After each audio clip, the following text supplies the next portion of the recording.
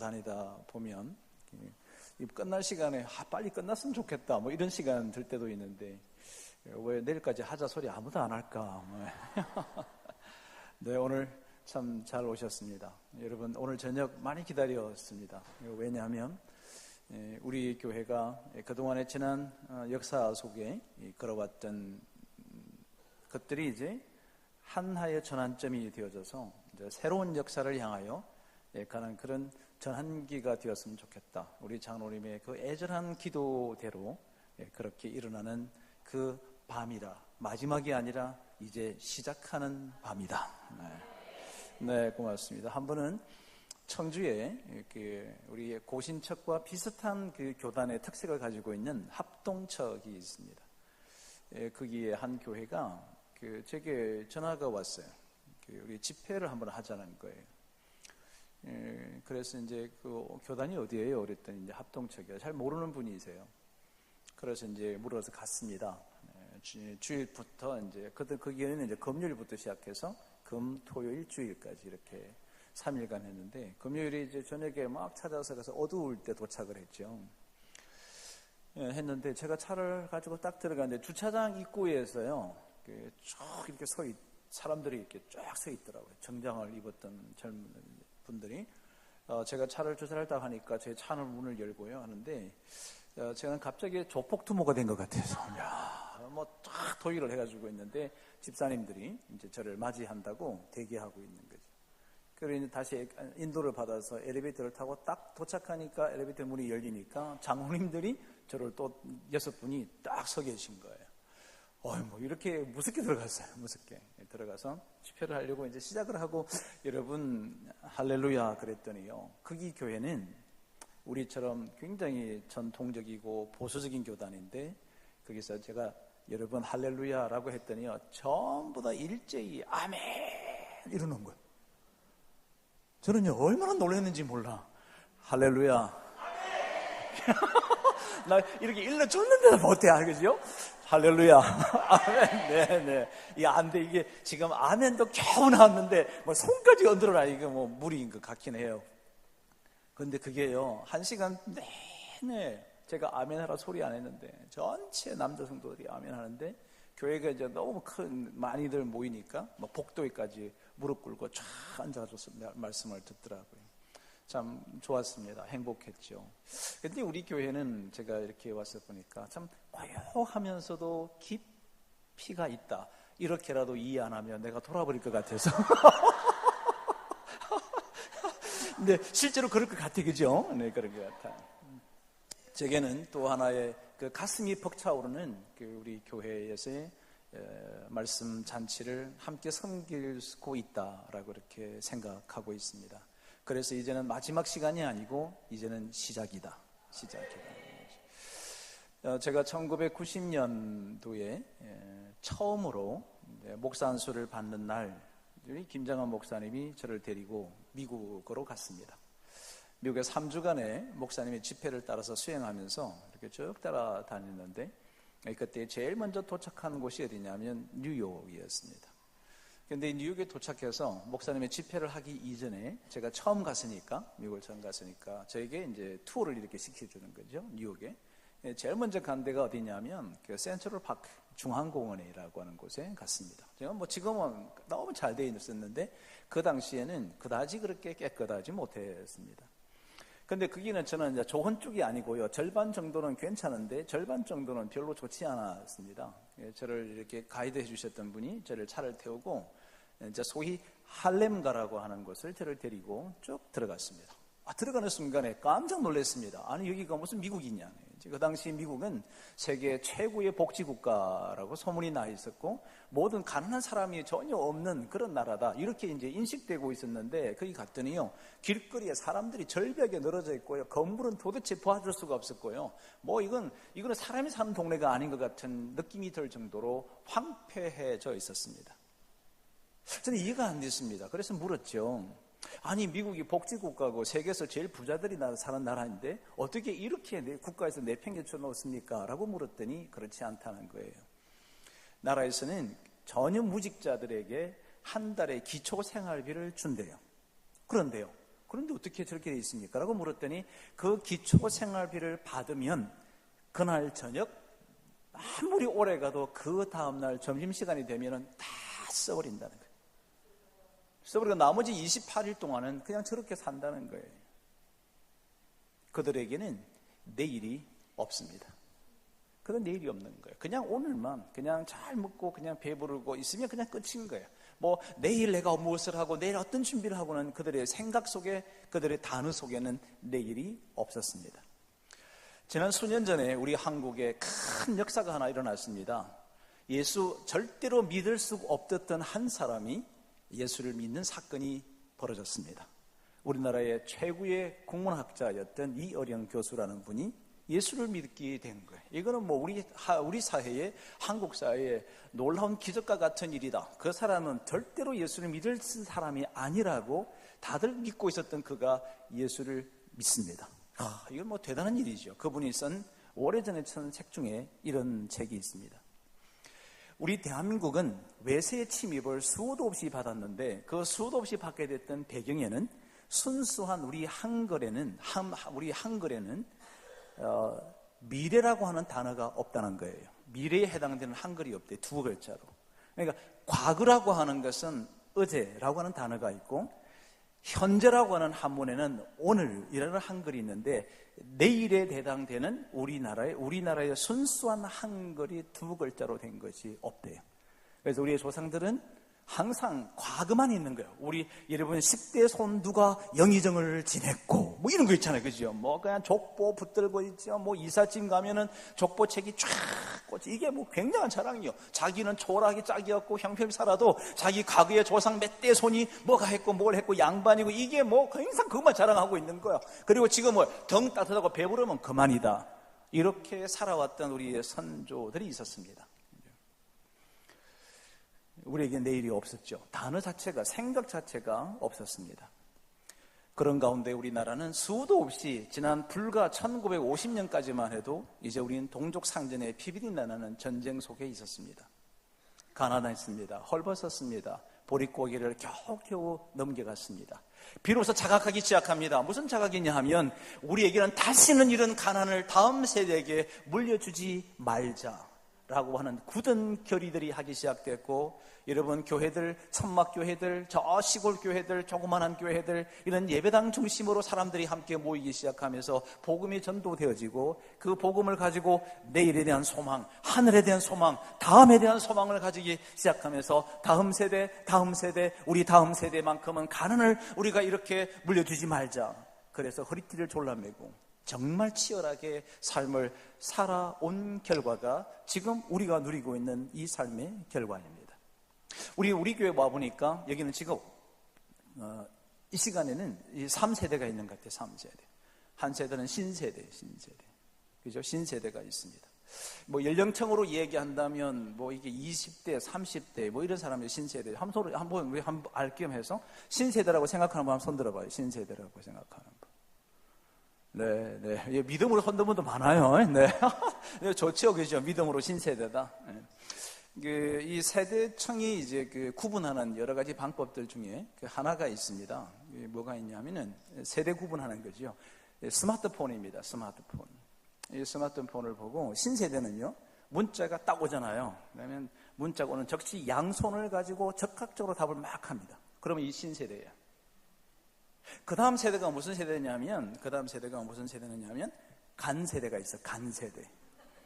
이 간세대는 뭐냐 하면, 간세대하고 신세대 사이 세대를 보고 뭐라 그러냐면, 낀세대라 그래요. 낀세대. 이 낀세대는 휴대폰에 문자가 오면요, 이래요. 벗었다가, 꼈다가, 그리고 막 한참 뭘 해보려고 용어 막 써. 그리고 상대편이 답답해가지고 전화 다시 와. 내가 문자 보낸 지가 언젠데 아직도 답이 없냐? 뭐 이 사람은 낀세대예요. 그러면 간세대는 어떠냐? 문자가 오든 카톡이 오든 신경도 안 써. 쳐다보지도 않아. 꽉 찼어. 더 이상 문자도 안 들어가. 그런 사람들은 주로 간세대예요. 자, 물어봅시다. 신세대 손 들어봐요. 네. 낀세대 손 들어봐요. 낀세대 손 들어봐요. 낀세대. 네. 간세대 손 들어봐요. 네. 뭐 이렇죠. 이렇죠. 물론 이거 가지고 또 우리가 세대를 구분하기 어렵죠. 그 세대를 구분하는 또 한 가지 방법이 이제 그 요즘 현대 음악들이죠. TV에 보면 이렇게 막 그 요란하게 가수들이 나와서 이렇게 뭐 춤도 추고 노래도 부르잖아요. 랩송이라 그러죠. 엄청 빠른 속도로 막 그러잖아요. 20대는요, 그 랩송이 나오면요, 다 따라해요. 적시로. 그냥 뭐 현란한 몸동작도 그냥 적극적으로 하면 이게 신세대야. 그걸 보고. 낀 세대는 보기는 봐. 따라하려고는 해. 이게 머리 따로, 팔 따로, 엉덩이 따로, 뱃살 따로, 따로 오는 거야. 이게 도무지 안 돼. 맨마 템플도 지나가 버렸어. 뭐 좀 따라하려고 흉내내려고 벌써 다음 장면 바뀌어버리네? 간 세대는 뭐라 그러냐 하면, TV 꺼라. 그게 무슨 노래냐. 신세대 손 들어봐요. 신세대. 낀 세대. 간 세대. 큰일 났어. 여러분, 제가 웃으려고 한 이야기고요. 우리 세대가 지금 3세대가 있습니다. 어떤 세대냐? 6.25 동란에 지금 보니까 6.25 동란에 그 피비린내 나는 어려움들을 겪고 산전수전을 겪고 보릿고개를 넘기고 허리띠를 졸라매고 하루에 밥 한 끼 먹고 죽 한 끼 먹는 것이 감사해서 배춧잎 뜯어가지고 먹었던 세대가 있습니다. 이 세대는 생존의 문제였습니다. 자기 자식에게만큼은 절대로 죽을 먹이지 않겠다고 필사적으로 살아왔던 세대가 있습니다. 그 다음 세대, 저 같은 세대, 그런 고통과 쓰림은 모르지만 그 여파가 있었습니다. 그래서 가난이 뭔지 압니다. 제가요, 저희 어머니 저희 집에 엄청 가난했습니다. 제가 어릴 때 62번 이사했습니다. 별로 안 놀라시네. 네, 별로 안 놀라시네. 62번 이사했어. 하나 하는 일이 집 학교 갔다 오면 이사하는 일이야. 왜냐, 살 길이 막막하고 힘들었으니까 그냥 제가 맞이죠. 남자 이러니까 늘 어머니하고 저하고 둘이서 이사하는 거지. 내가 셌다니까 하도 많이 가니까 62번이야. 그래서 그 어려움을 알아요. 그래서 아낄 줄 알아. 그래서 소중한 것이 무엇인지를 알아. 배고픔을 알아서 남기는 것도 싫고 힘들고 아껴 쓰고 모으고 저축하고 이렇게 살아왔습니다. 그래서 제 소원이 뭐냐 하면 내 집 하나 갖는 거였어요. 집 없이 살았으니까 나는 더 이상 이사하기 싫은 거예요. 그래서 나는 어쨌든 집부터 장만하자. 그래서 나이 28살에 아파트를 분양을 받은 거죠. 어쨌든 필사적으로 살자는 거죠. 그리고 내 자식들한테만큼은 이런 가난을 조금 더 경험하게 하고 싶지가 않았던 거죠.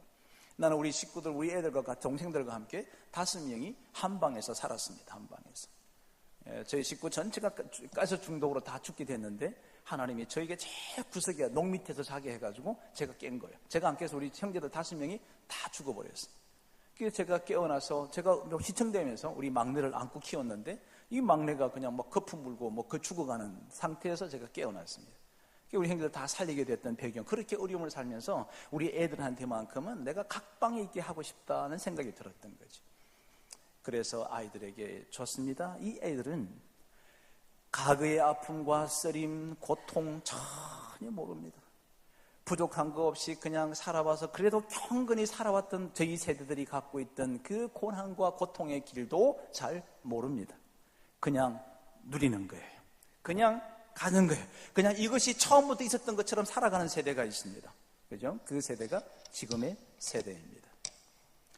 여러분, 제가 이 3세대를 왜 얘기할까요? 3세대 얘기하는 이유는 오늘 성경 본문에 딱 이 3세대가 등장합니다. 첫째 세대는 누구냐 하면 여호수아 세대입니다. 여호수아는 애굽 땅에서 함께 건너와서 광야에서 함께 살았습니다. 긴 세월 동안 광야에서 살아왔는데 이들은 애굽 땅에서 모세를 통해서 인도해내셨던 하나님의 섭리를 알고 있고 이 광야에서 만나를 주시고 메추라기를 주시고 석수를 주시는 하나님을 경험하고 직접 눈으로 본 세대였습니다. 그런데 불행하게도 이 세대 중에서 가나안 땅으로 들어간 세대는 그 광야에서 태어난 세대, 자기 부모님으로부터 애굽 땅에서의 고통과 고난을 어떻게 건짐을 받았고 그리고 이 광야 속에서 처절하게 살아가는 가운데 불기둥과 구름기둥으로 인도해 주셨던 하나님의 인도의 섭리도 경험했고 만나도 먹어봤고 메추라기도 먹어봤고 하나님의 말씀을 직접 들었던 세대들이 있었습니다. 그 세대가 1세대. 그리고 가나안 땅에 들어갔습니다. 가나안 땅을 점령합니다. 하나님 명령에 따라서 모든 족속을 점령해가고 피비린내는 전쟁을 치릅니다. 여리고성의 기적을 경험합니다. 많은 하나님의 살아계심을 경험한 세대가 있습니다. 그리고 안착했습니다. 젖과 꿀이 흐르는 가나안 땅입니다. 또 아무 어려움이 없습니다. 애굽 땅에서 공감도 없습니다. 포로 생활도 없습니다. 뭐 굳이 천막치고 불기둥 구름기둥도 필요 없습니다. 먹을 것을 달라고 하나님 앞에 만나도 먹지 비걸 필요가 없었고 매출하기도 필요 없었고 석수도 필요 없었습니다. 그냥 젖과 꿀이 흐르는 가나안 땅, 풍부한 그 가나안 땅에서 태어나서 그냥 쭉 자랐던 세대가 여기 기록하고 있는데, 그래도 불행하게도 뭐라고 기록하느냐 하면 그 다음 세대는, 여러분 사사기의 마지막 절 10절에 뭐라고 기록되느냐 하면 그 세대 사람도 다 그 조상에게로 돌아갔고 그 후에 일어난 다른 세대는 여호와를 알지 못하며 여호와께서 이스라엘을 위하여 행하신 일도 알지 못하였더라. 저는 이 말씀을 이해할 수가 없었습니다. 왜냐하면 유대인들은, 이스라엘 백성들은 결혼을 하고 난 뒤에 아이가 임신을 하는 순간에 그 엄마가 자기의 배 속에 배에 손을 얹고 축복 기도를 합니다. 뭐라고 기도하느냐 하면 라오스 하기오스. 라오스 하기오스의 뜻이 뭐냐 하면 너는 선택받은 백성이야.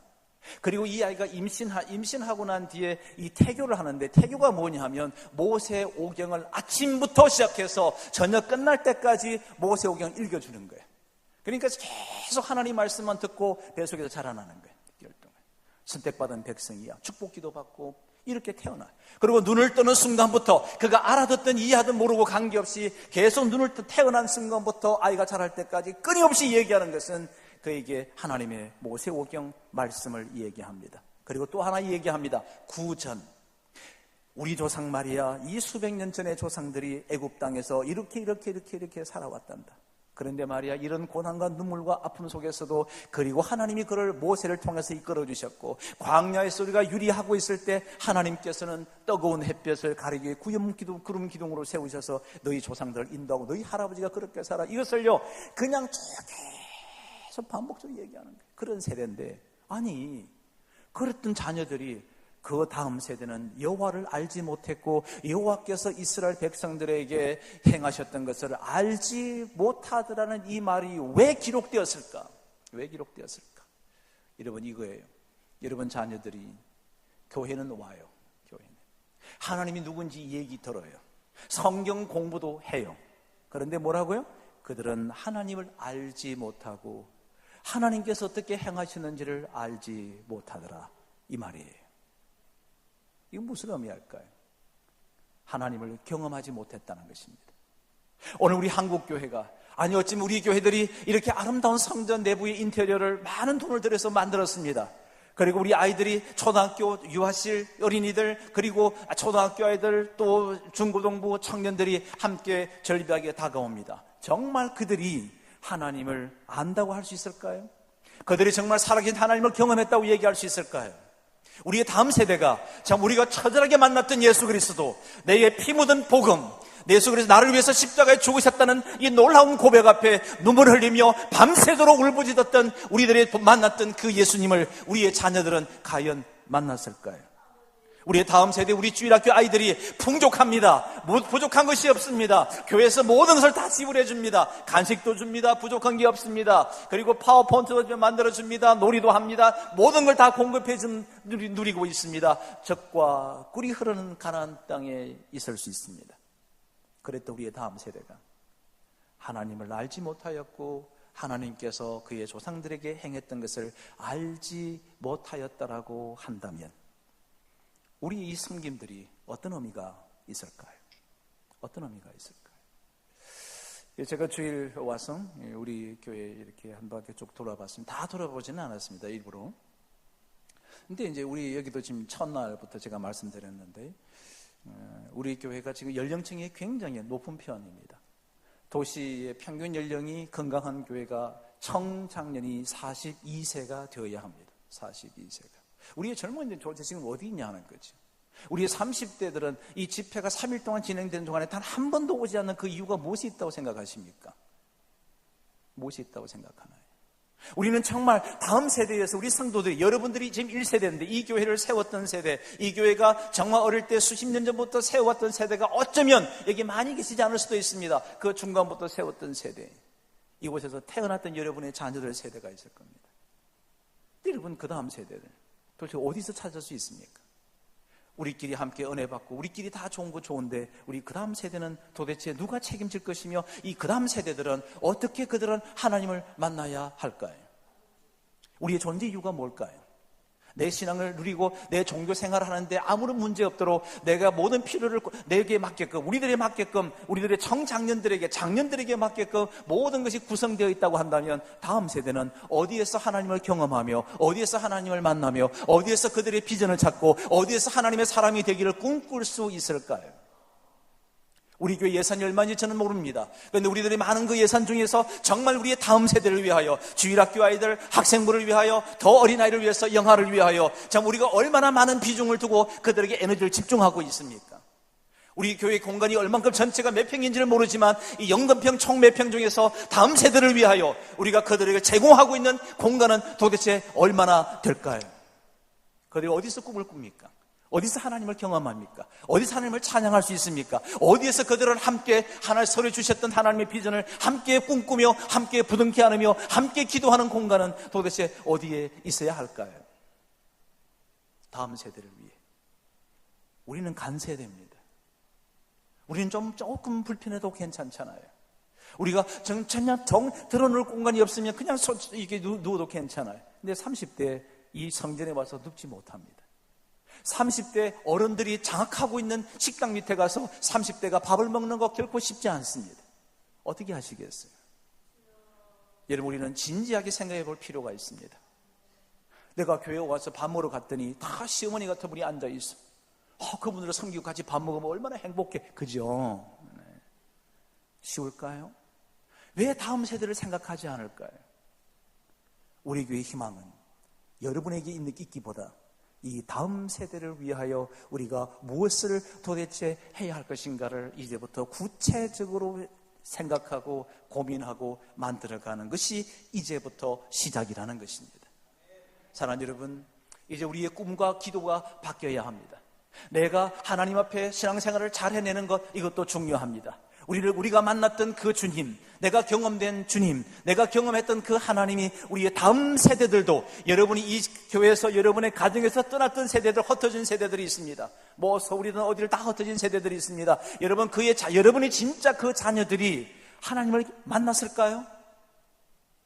살아계신 하나님을 경험했을까요? 정말 그들이 하나님을 예배하는 자가 되었을까요? 종교 생활이 아니라 정말 자기가 만난 그 하나님을 위해서 내 남은 생애를 드리기 위하여 내게 진 이 직업을 통해서도 하나님의 영광을 위해서 살아간다고 여러분에게 전화오는 사람이 얼마나 됩니까? 이 시간에도 성전을 향해서 가면서 엄마, 나 지금 교회 기도하러 교회 가는 길이야. 얘기 들어보신 적 있으신가요? 전화했는데 애들 전화를 안 받습니다. 걱정돼서 계속 아빠가 전화합니다. 근데 겨우 연결이 됐습니다. 아니 도대체 걱정되게 이 늦은 시간에 도대체 뭐 했냐? 엄마, 우리 방금 우리 가족이 함께 모여 하나님 앞에 예배 드렸어. 이 얘기를 얼마나 들어보셨습니까? 얼마나 자주 들어보셨습니까? 엄마 있잖아, 미안해. 내가 엄마 앞에 용돈도 드려야 되는데 교회 말이야 정말 필요한 일이 하고 있어서 내가 이번에 헌금을 좀 많이 했거든. 그래서 엄마한테 내 용돈을 드리지 못해서 미안해. 이런 얘기를 얼마나 자주 들으세요? 여러분, 우리가 정말 다음 세대를 위해서 도대체 무엇을 하고 있는지를 오늘 이 밤에 한번 깊이 있게 함께 생각해 보고 싶다는 것입니다. 우리는 도대체 다음 세대를 위해서 무엇을 물려줘야 될 것인가? 우리는 다음 세대, 여러분의 자녀 세대들에게 그리고 우리 교회에 이제 꾸며 자라고 있는 우리 다음 세대들, 여러분, 우리 교회 공간 이 정도 되는 공간과 주차 공간이 넓은 공간이 있습니다. 이만한 하드웨어를 구축하고 있는 교회가 그렇게 많지 않습니다. 그렇다면 이제는 우리의 삶의 방향이 뭐냐 하면요, 우리의 성도들, 우리의 청장년의, 우리의 장년들의 삶이 아니라 다음 세대를 위해서 우리가 어떻게 이 공간을 그들을 향하여 함께 할 것인가를 진지하게 고민해보자는 거예요. 그거보다 더 중요한 게 있습니다. 다음 세대를 위해서 진짜 우리가 해야 될 것이 있습니다. 그 첫째는 하나님 말씀에 청종해야 합니다. 하나님 말씀 읽겠습니다. 사사기 2장입니다. 2장. 사사기 2장 2절을 함께 읽겠습니다. 2장 2절 시작. 너희는 이 땅의 주민과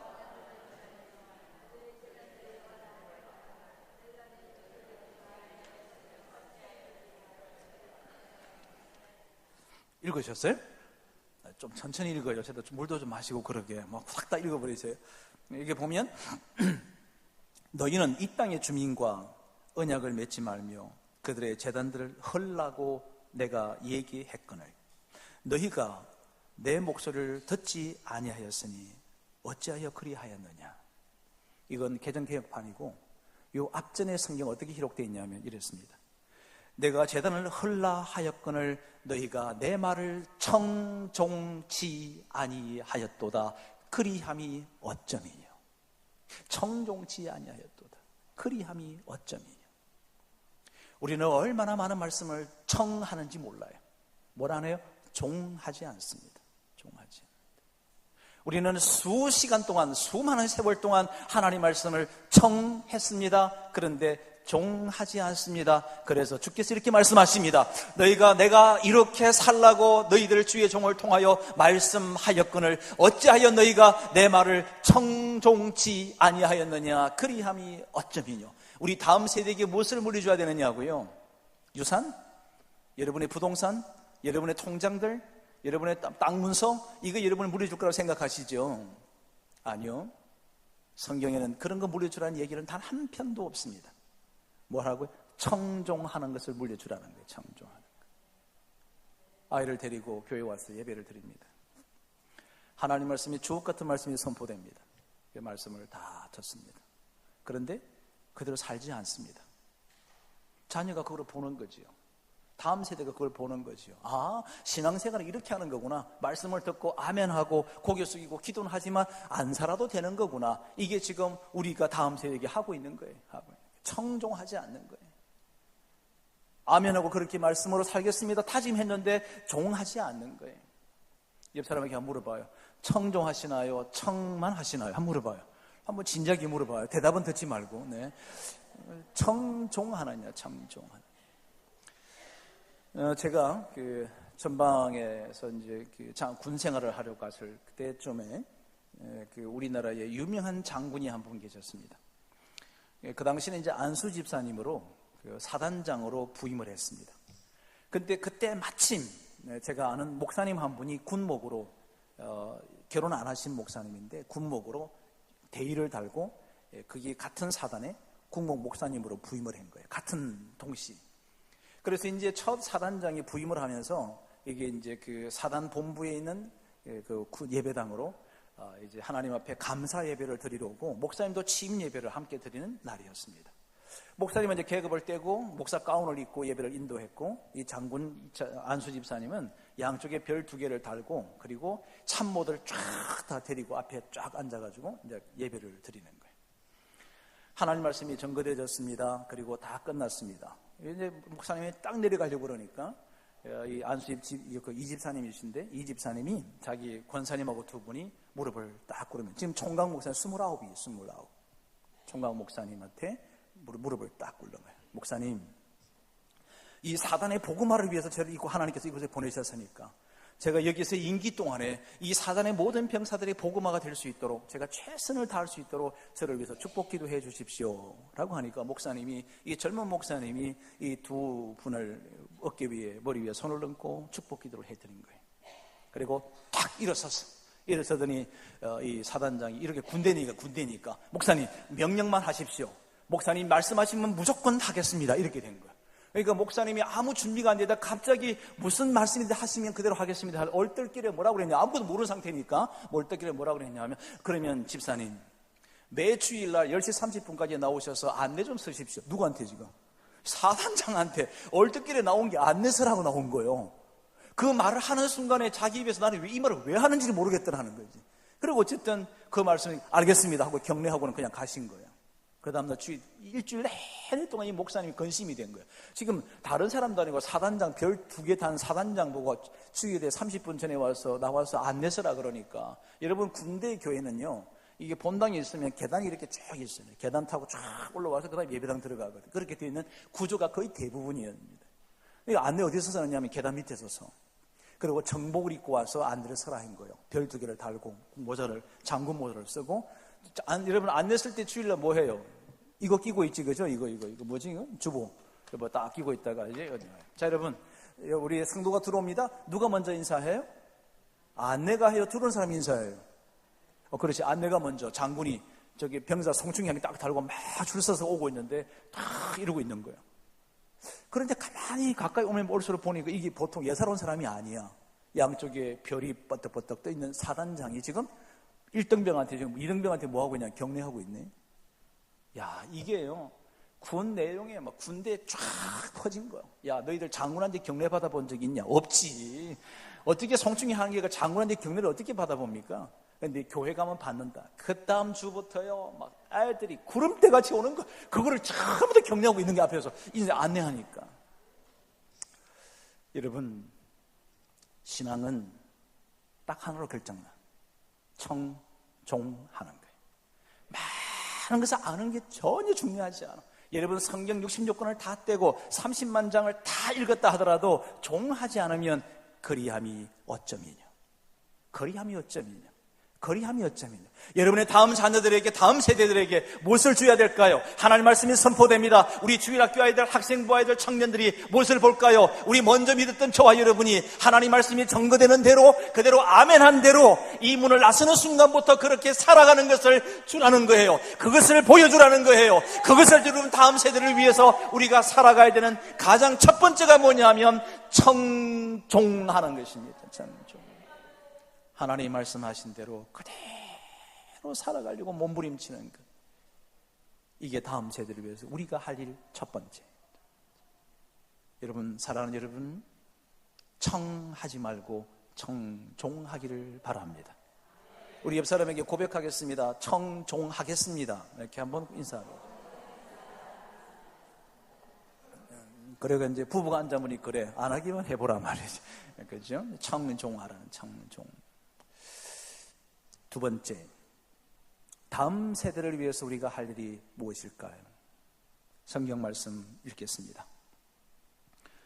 2장 3절 4절입니다. 그러므로 내가 또 말하기를 내가 그들을 너희 앞에서 쫓아내지 아니하려니 그들이 너희 옆구리에 가시가 될 것이며 그들의 신들이 너희에게 올무가 되리라 하였노라.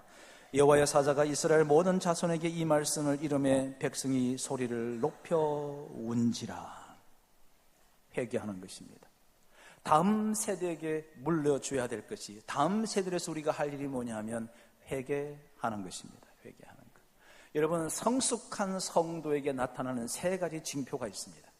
성숙한 사람은 어떻게 알 수 있느냐? 세 가지. 첫째, 감사가 넘치는 사람이에요. 자빠져도 감사, 넘어져도 감사, 감사라 충만한 사람이에요. 감사라 충만. 한 번은요, 제가 목회할 때 우리 권사님 한 분이 계셨어.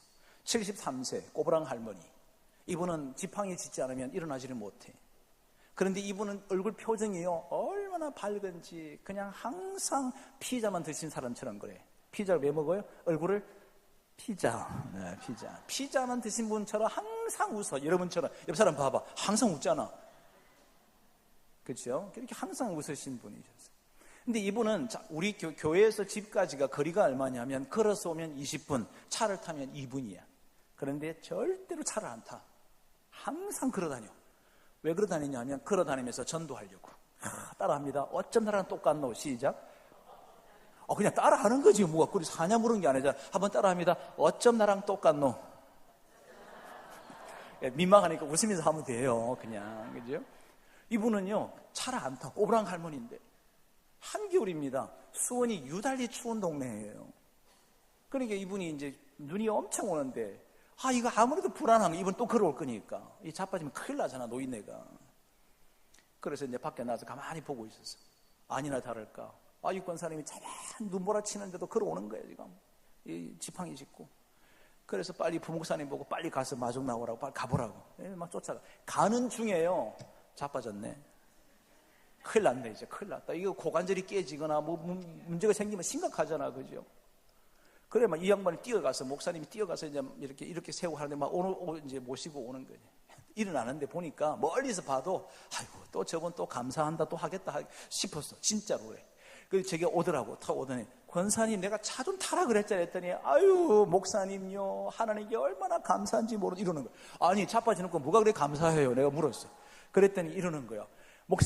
목사님, 내가 만약에 교회 오다가 뒤로 확 자빠져가지고 머리가 탁 깨지면 내진탕 교회 가다가 죽었다 그러면은 이게 얼마나 하는 게 영광을 가리지 않느니. 그리고 앞으로 꽉 자빠져가지고 코가 딱 깨지면 내가 이 나이에 성형수술을 하겠소, 무엇을 하겠소. 그런데 옆으로 살짝 자빠져서 이게 조금 끓겠대. 그래서 감사하대. 야, 이게 성숙한 사람이지. 여러분, 자빠져도 감사, 뒤집어져도 감사, 부딪혀도 감사, 깨져도 감사, 무너져도 감사, 부러져도 감사하는 성숙한 자가 되기를 바랍니다. 두 번째 성숙한 사람이 하는 일이 뭐냐 하면 섬기는 자예요.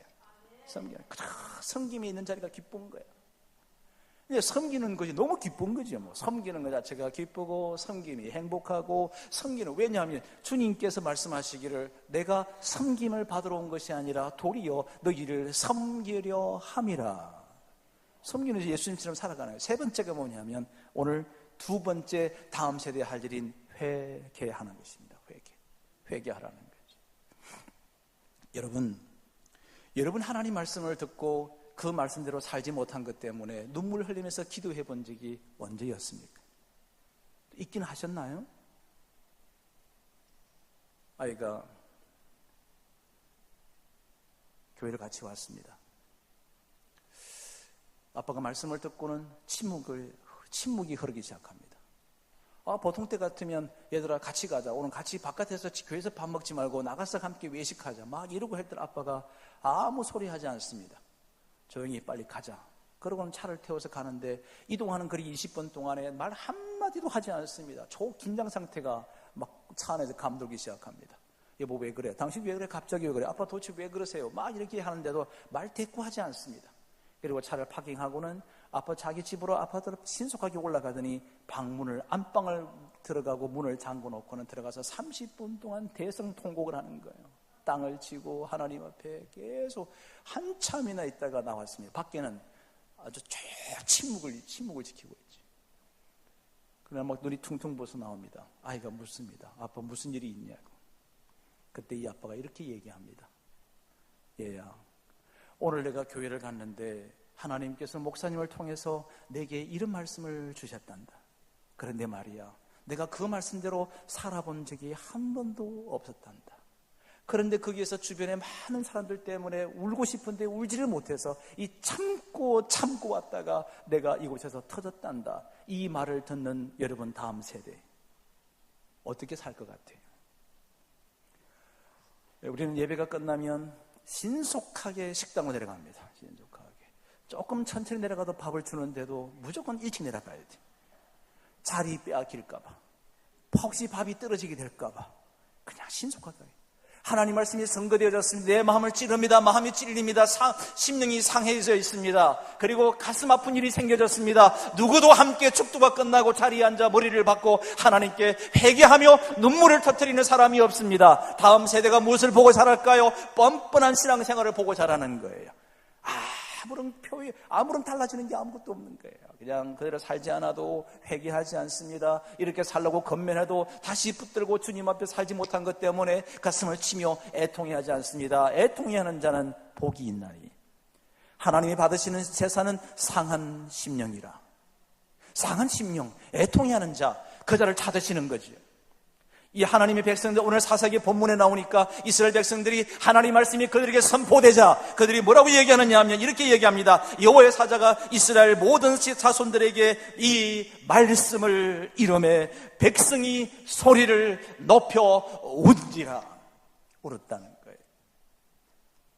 여러분, 주님 말씀 듣고 살지 못한 것 때문에 얼마나 가슴을 쳐보셨습니까?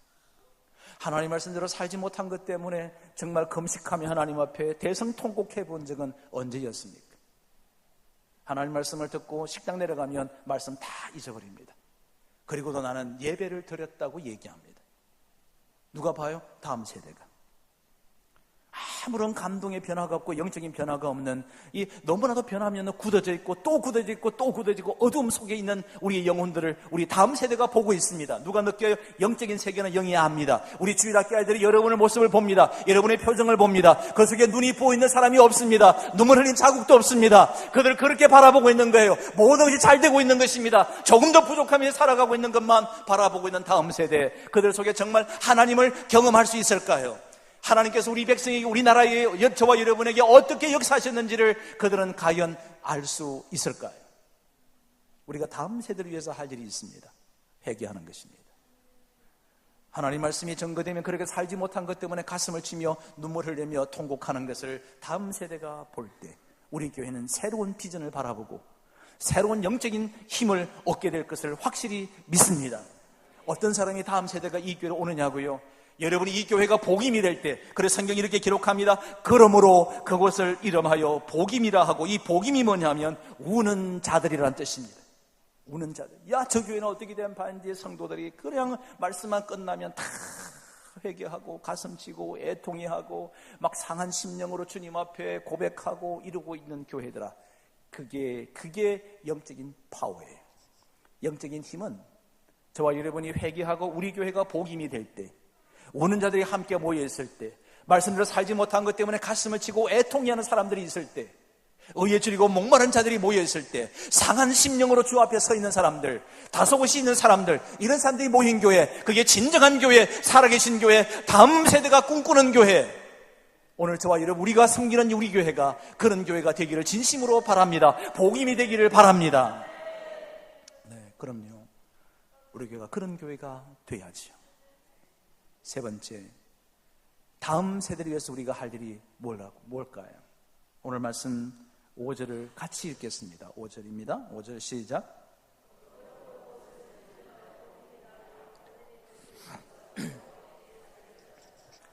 그들이 회개하고 난 뒤에 제일 먼저 한 것이 뭐냐면 제사를 드렸더라. 예배를 드렸다는 거죠. 여러분 한번 구라치지 말고 한번 솔직하게 얘기해봐요.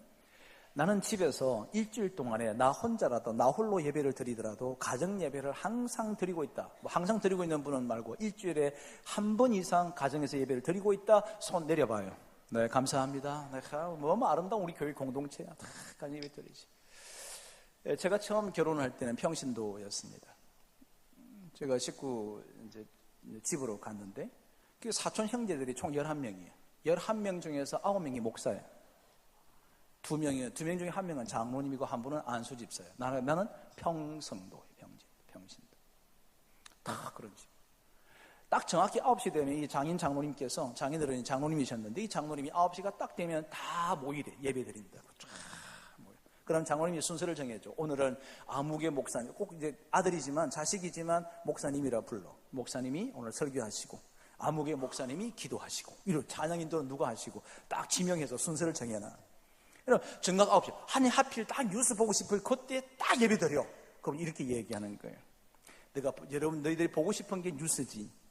너희 눈에 보고 싶은 것보다 하나님을 바라보면 좋겠다. 이거야. 그래서 9시가 딱 되면요. 둘러앉아서 예배 드려. 아유, 또 예배가 이렇게 긴지 몰라. 무슨 부흥이 하는 것 같아. 아주 찬송가 맺꼭 해야 돼. 우리 또 장모님이 기도했다고 나를 말려. 오늘 누구 기도 차렸니? 장모님. 야, 죽었다. 30분 기도해. 30분 동안. 그냥 대통령보다 쫙 한참 돌고 손주가 다 돌아야 돼. 30분 걸려. 30분 걸려. 그리고 하나님께 예배. 그리고 나서 각자 흩어져서 교제하고 얘기하고 막 그랬어. 어느 날 우리 성도들 집을 쭉 가보니까 예배 안 드려. 드라마 보는 데는 30분 동안 집중해서 봐. 그거 놓칠까봐 막 퇴근도 일찍 맞춰서 해. 그냥 막 자동차 추월도 막 해. 신호위반도 막 해. 예배당 오는데 신호위반 안 해. 어휴, 목사님 내가 가려고 했는데요. 차가 꽉 막혔네요. 30분 지났네. 그냥 갔어요. 그러지. 드라마 보려고는 이미 조퇴도 해, 빨리. 조퇴도 하고, 난리가 아니에요. 그죠? 입신도 안 해. 예배 드라마에 정상적으로 드려. 다 외워버려. 말씀은 금방 잊어버리는데 드라마는 다 외워. 주인공이 무슨 말 한 거 다 알아. 해설까지 한다니까. 막 설명도 해줘. 설명해봐. 20분 드라마를 30분 동안 설명해. 무슨 옷을 입었는데 말이야. 별걸 다 얘기 다 해. 완벽히 외워. 설교는요, 한 30분 해도 다 잊어버려. 돌아가면서 잊어버리는 거지. 물론 그게 은혜더라고. 왜냐니까 여러분 설교 다 기억하면 제가 다음에 오면 또 불안해. 그죠? 그때 와서 또 해도, 야, 목사님 오늘 또 새로운 말씀 주셨으면 이래야 되는데, 잊어서 고맙긴 하지만, 뭔가 좀 모순이 있잖아. 그런데 10분 하나님께 모여 예배할 수가 없다. 그리고도 다음 세대가 잘 되기를 바란다. 이는 구라지. 잘못된 거지. 그죠? 여러분 이제 어떻게 해야 되느냐고요? 혼자 살아도 예배 드리라고, 가정의 제사를 쌓으라고. 여기 이스라엘 백성들이 함께 하나님 말씀을 들으며 그들이 듣고 난 뒤 그러므로 그곳에 이름하여 복임이라 하고 그들이 거기서 여호와께 제사를 드렸더라. 그 적시에서 드렸더라. 오늘부터 오늘 예배 드려서 대신했다 끝 아니요. 가정제사는 다른 거예요. 하나님 앞에 길게 하지 말고 길게 한 10분만 찬송 하나, 성경 한 장 같이 읽고, 그리고 중보기도 하고, 목사님을 위해서 주의 종을 위하여 함께 기도하고, 그리고 마칩니다. 그렇게 하는 가정, 다음 세대 걱정 안 해도 돼요. 누가 지켜? 하나님이. 가정의 재단이 죽어버렸어요. 이번 말씀 성에는 실천하셔야 합니다. 가정 예배를 오늘부터 회복하는 여러분의 가정들 되시기를 주님의 이름으로 축복합니다. 그리고 주일 예배, 내가 우리 성도들이 예배를 드리는 걸 가만히 보면은 모순투성이에요. 적어도 예배 시간 15분 전쯤 되는, 집사님 이상 되면 15분 전에 다 와 있어야지. 다 와서 오늘 예배 순서도 읽어보고 주의 종을 위해서 기도하고, 그리고 예배 순서 맡은 자를 위해서 기도하고, 찬양하는 사람들, 반주하는 사람들, 특송하는 사람들, 성가대를 위해서 쭉 중보기도 하고 있어. 그러고 앉아서 예배를 드려야 되는데, 이건 뭐 그냥 시간 맞춰서 한번 여쭤볼게. 오늘 지금도 마찬가지. 지금 오늘 저하고 예배가 끝난 뒤에, 오늘 예배가 딱 끝난 뒤에 제가 여러분, 권사님 집에 지금 신방 좀 같이 갑시다. 집에 지금 저하고 같이 쭉 바로 들어가도 괜찮은 사람 손 들어봐. 이건 손 들어도 돼. 지금 집에 가도 괜찮은 사람, 예배 끝난 적시로 미리 가서 목사님 30분 뒤에 오세요 이런 거 할 필요 없이 그냥 지금 가도 집이 정리가 다 되어 있는 집 손 들어보라고. 예, 감사합니다. 몇 집 있네. 저 집은 오늘 집에 안 들어간 사람들이자고요. 몇 집이, 여러분, 주일이 되면 집안이 다 정리가 돼야지. 그리고 예배가 끝난 뒤에 목사님이 신방을 가도 집에 공개해도 아무런 문제가 없도록 준비를 미리 해야지. 언제 해요? 토요일. 미리 입으로 준비 다 하고 해야 되는데, 예배 때 보면 침대 위에 이 옷 입을까 저 옷 입을까 이거 하다 열받아. 혼자서 열받아. 혼자서 뭐 이거 입을까 저거 입었다 뭐 난리가 아니야. 스타킹 한쪽 여기 던져놓고 뭐 저기 뒹굴고 있지. 뭐 설거지는 그냥 금요일 저녁보다 쌓아놓고 잔뜩 쌓아놓고 계산이 높다 하되 해 아래 배 이러다 뭐 이러고 앉아있죠. 뭐 이러고 잔뜩 늘어놓고 있으니까 누가 가도 큰일 나죠. 그죠? 예배 준비가 없는 거지. 그걸 여러분 자녀가 보고 잘하는 거야. 야, 예배는 이렇게 하는 거구나. 그냥 시간 되면 탁친 대로 빨리 바쁘다 빨리빨리 하고 가자 그러고 집안을 엉망진창 해놔놓고도 하나님의 예배로 나와. 토요일날 밤늦게까지 TV 붙들고 자빠져 있다가 이제 겨우 새벽에 잠들어서 아침에 눈 떠서 교회 나오니까 뭐가 졸립지. 언제 잠이 깨느냐? 축도 끝나는 순간에 잠이 딱 깨나. 잠이 확 깨버려. 그래 밥을 먹으니까. 도대체가 이게 예배냐는 거죠. 도대체 무엇을 하기 위해서 오느냐 하는 거예요. 진짜 예배가 뭐냐 하는 거예요. 사랑하는 여러분, 우리 교회가 다음 세대를 위해서 해야 될 게 뭐냐고요? 예배 회복이에요. 여러분, 다음 세대에서 우리가 할 일이 뭐냐고요? 가정 예배 회복이에요. 여러분, 다음 세대에서 우리가 할 일이 뭐냐고요? 예배를 집에서 준비하고 헌금도 미리 준비하고 다 준비하고.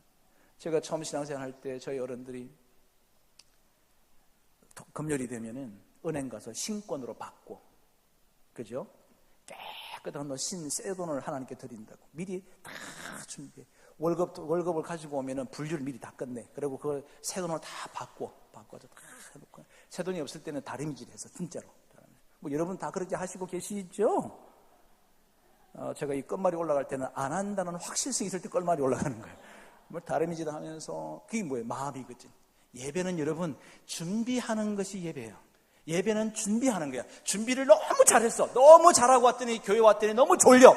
자도 괜찮아. 그런 사람은 자도 괜찮은데 준비도 안 해. 뒤죽박죽하고 나와. 왔어도 졸아. 입신하고 있어. 맞다는 거예요. 맞다는 거 뭔지 알죠? 입신은 3단계가 있습니다. 입신 1단계는요. 강사를 계속 째리만 보고 있어. 고정하고 있어. 무슨 얘기도 안 웃어. 꼼짝도 안 해. 가만히 보고. 이건 입신 1단계야. 2단계는 뭐냐 하면 무조건 옳대. 뭐 엉터리 얘기해도 맞다고 고기만 걷대. 3단계는 심각해. 뒤로 자빠져. 뭐 이런 넘어가는 3단계. 근데 뭐 아직까지 우리 1단계 정도밖에 안 되니까, 그죠? 여러분, 예배 회복하셔야 합니다. 다음 세대가요. 그래서 왜 아이들이 엄마하고 예배를 안 드리려고 그러냐 하면, 아니 가정 예배 드리는데 막 조국과 민족부터 시작해가지고 막 다 하는 거예요. 중보기도는 교회에서 자기 혼자 하는 거거든. 가정 예배 드릴 때는 가정의 가장 중요한 기도 제목 하나, 기도 2분 이상 하면 안 돼. 찬송가 한 장, 성경 한 단락 딱 읽고, 그리고 기도 제목, 공동 기도 제목 한 2개 내놓고 함께 기도하고 2분. 전체 합쳐서 10분 넘지 말고 예배를 드려보라고. 아이들이 예배를 실증내는가? 절대 실증 안 내.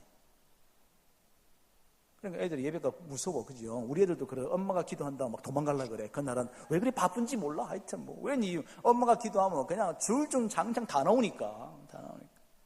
예배를 지혜롭게 하나님 앞에 제단을 쌓는 거죠. 하나님 말씀을 듣고 회개한 그들이 제일 먼저 한 것이 예배를 드리는 거라는 거죠. 예배를 드리는 것. 예배의 회복. 다음 세대에게 우리가 물려줄 것. 여러분, 예배가 시작되었는데 막 늦게 뛰어오는 사람, 그리고 밑에서 지금 예배 드리고 있는 중인데 늦게 왔다고 안 들어가고 있는 사람들, 다음 세대가 다 보고 있는 거예요. 예배를 드리는. 여러분 뒤에 앉으면 아이들이 다 여러분 예배 드리는 거 다 보이잖아요. 예배의 회복.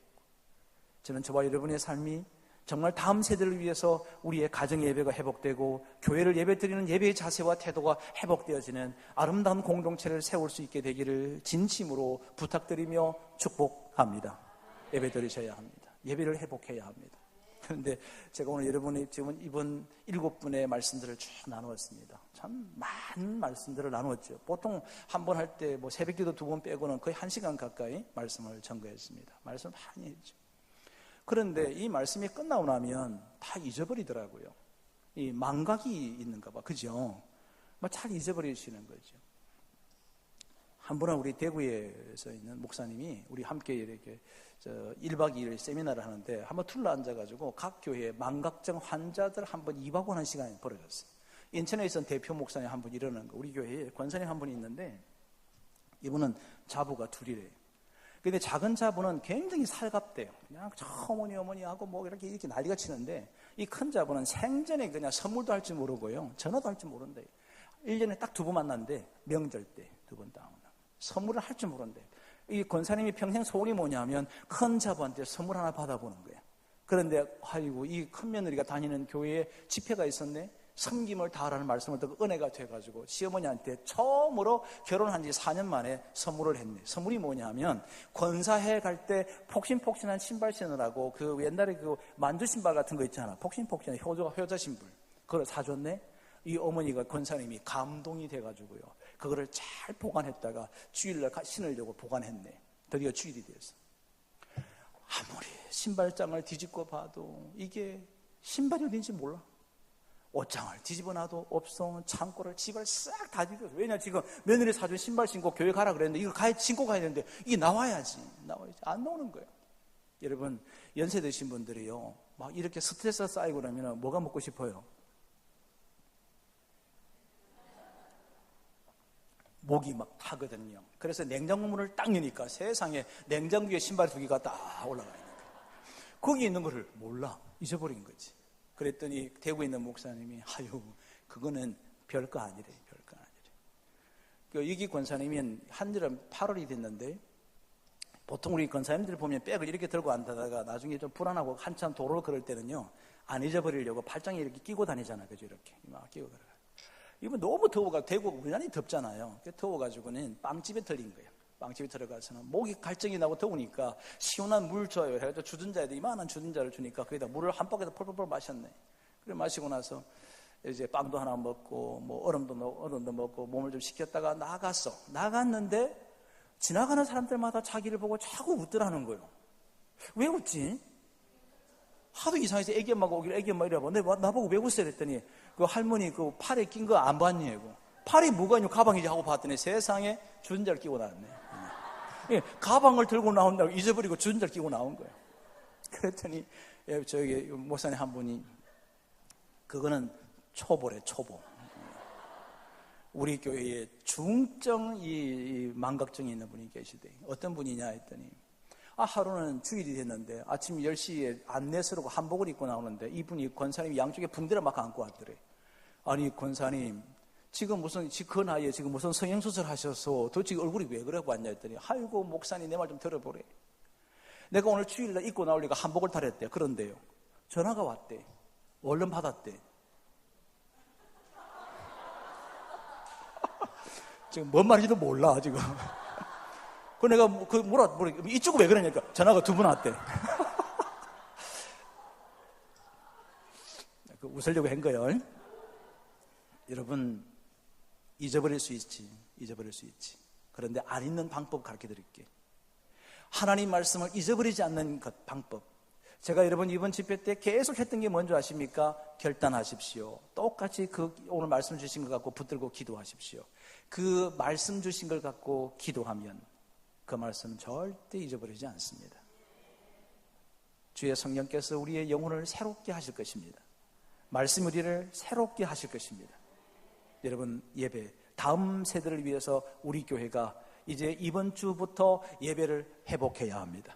정말 주님께서 받으시는 예배, 모두가 헌무함하는 예배, 하나님을 찬양하며 하나님을 존귀하게 여기는 예배, 이 예배를 드리는 예배의 성공자가 되는, 인생의 성공자가 되어지는 하나님의 사람들 모두가 되시기를 주의 이름으로 축복합니다.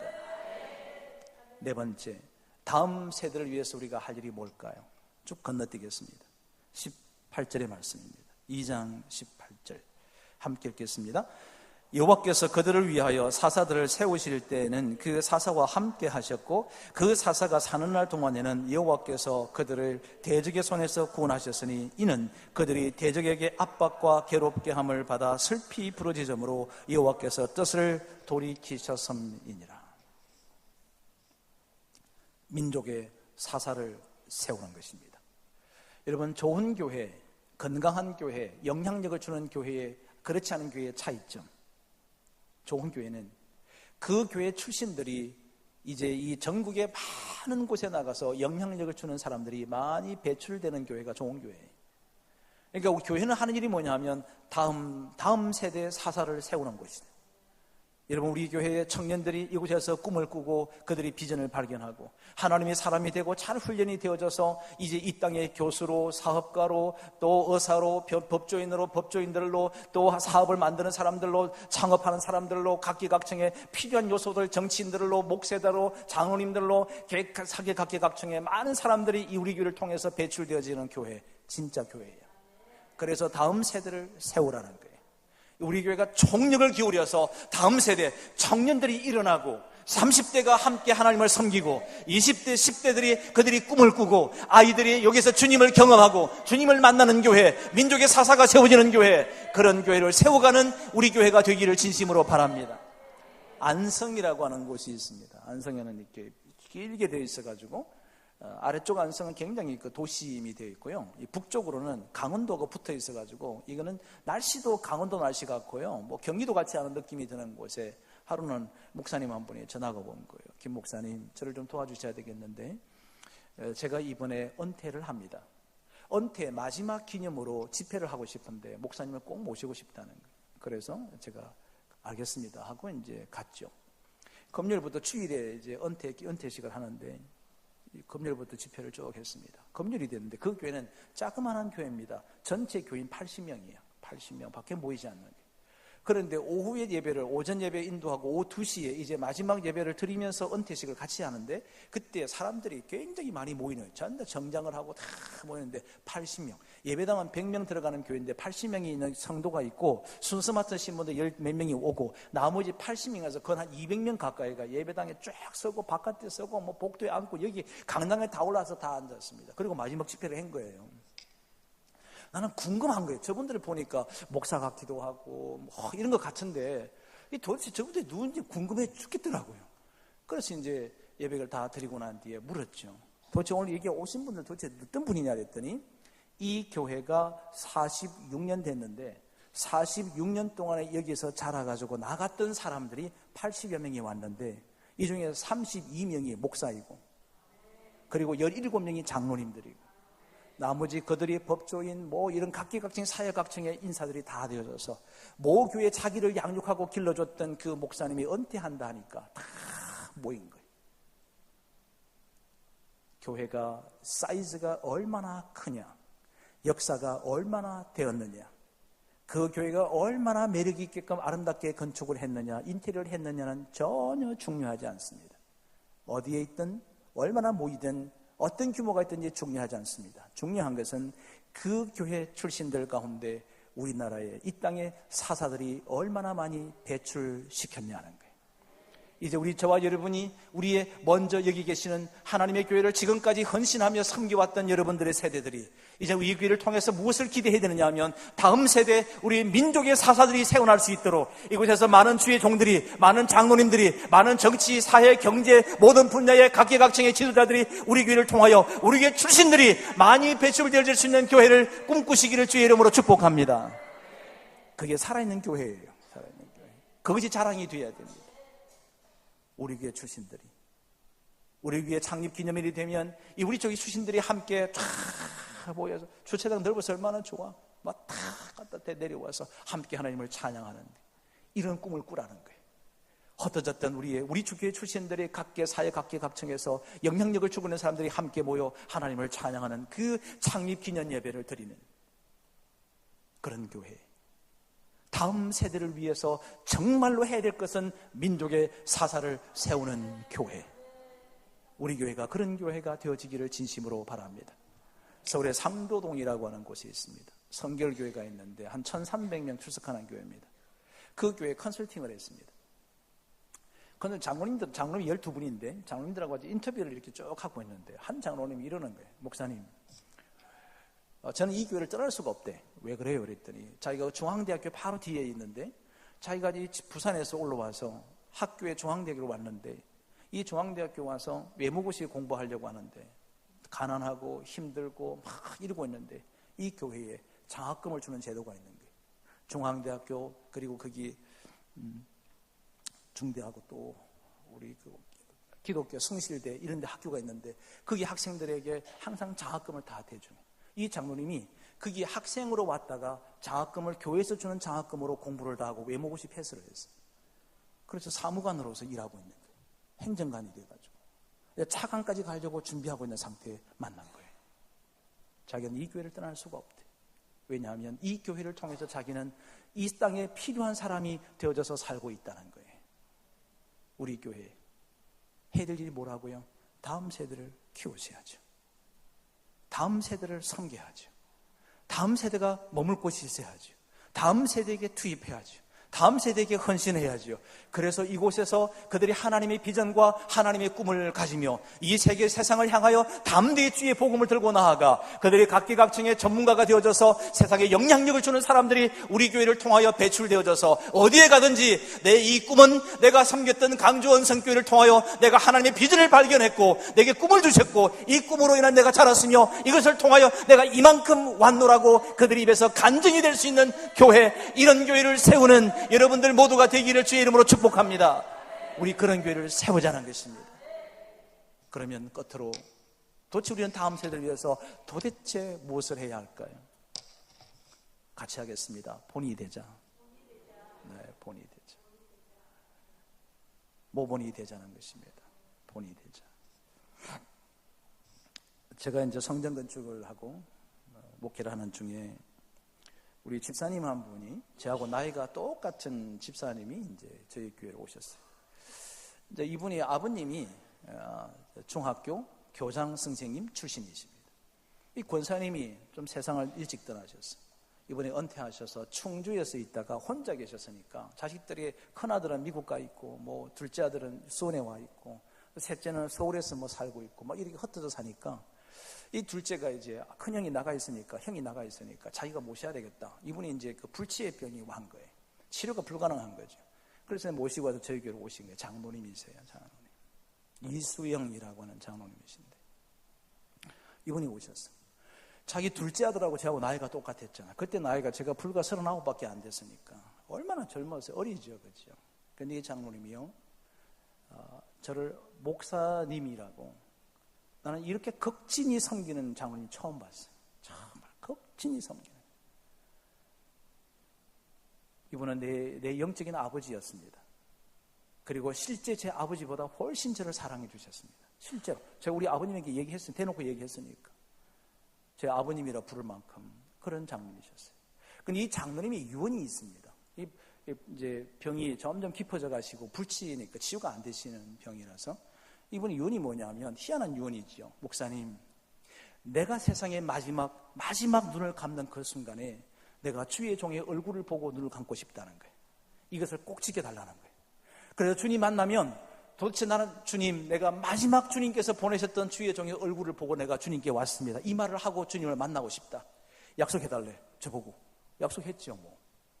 못하더라도.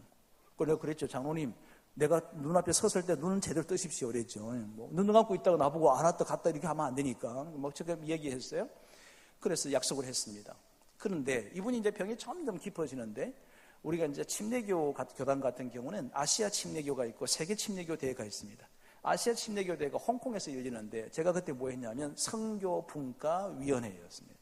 제가 거기 가야 되는 거예요. 김장한 목사님 모시고 지금 다시 가야 되는 상황이 생겼는데, 이분이 꼭 예감이 있거든요. 이분이 꼭 이때 돌아가실 것 같은 거예요. 야, 이거 어떻게 해야 될지 모르겠어요.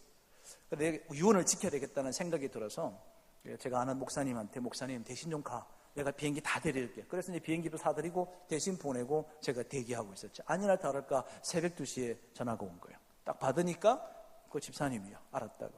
그래서 저희들이 이제 기도팀들 다 데리고 가서 이제 임종 예배 드리고 갔는데, 나는 임종할 수가 없죠. 못 보내드리죠. 들어가 다리를 만져보니까 차갑기 시작해지고 이미 벌써 가파른 호흡을 하고 눈은 다 감은 채로 비몽사몽이 뭐 이제 막 사경을 헤매시고 있는 거죠. 거의 주님이 이제 마지막 임박한 호흡만 하고 계시더라고요. 그래서 제가 막 흔들었어. 장로님, 저 왔으니까 눈 뜨시라고. 저 약속 지키려고 홍콩도 안 갔다고. 눈 뜨시라고. 뭐 기척이 없지요. 뭐 저는 임종 예배 안 드리고 있었어요. 왜냐면 약속 지키러 왔으니까 눈을 뜨셔야 되니까. 그죠? 그리고 임종 예배를 드려야 될 거 아니에요. 나 임종 못 한다. 못 시켜드리겠다. 그리고 이제 막 버팅기고 있는데 아무래도 돌아올 기미가 안 보여. 그래서 아무래도 안 될 것 같으니까 우리 하나님 앞에 이분의 편안하게 천국 환송 예배를 드리자. 그래서 천국 환송 예배를 이제 준비된 예배를 드렸습니다.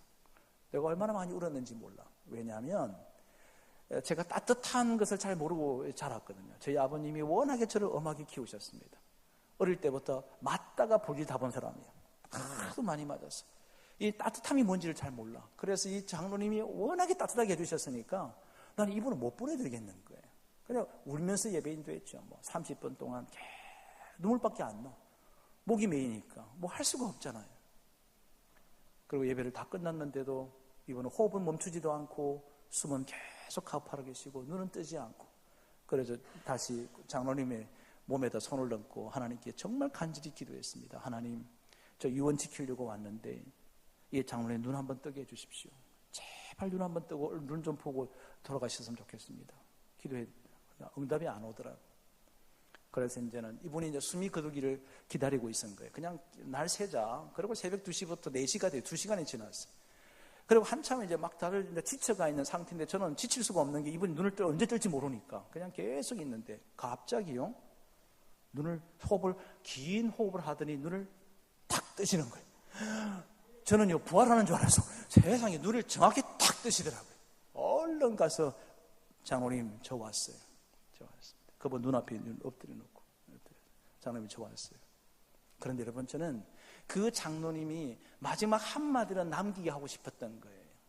며칠 동안 아무 말도 못하고 사경을 헤매고 있었는데 눈을 떴으니까 장로님, 한마디만 좀 하시라고, 한마디만. 마지막 이분이요, 깊은 한숨을 들이키시더니 아주 낮은 목소리로 한마디 합니다. 나처럼 살아다오. 딱 이 말을 한마디 남기고 돌아가셨어요. 나처럼 살아다오.